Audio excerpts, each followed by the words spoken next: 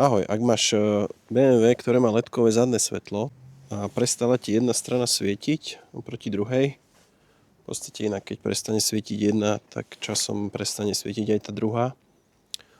Takže nie je to v tom svetle, nie je to v žiarovkách, je to v tomto module,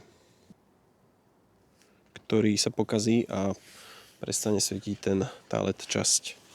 A postup, ako to vyriešiť, je len to, že zhodíš svetlo, všetko vybereš von a vymeníš si tento LED modul. Idem ti to teraz ukázať, tak sleduj.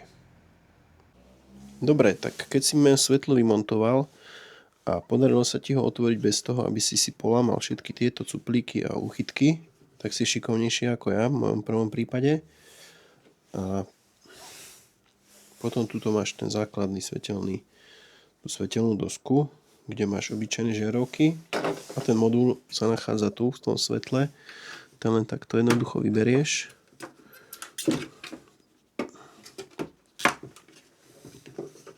Tuto si to odpojíš, dáš tam ten nový modul,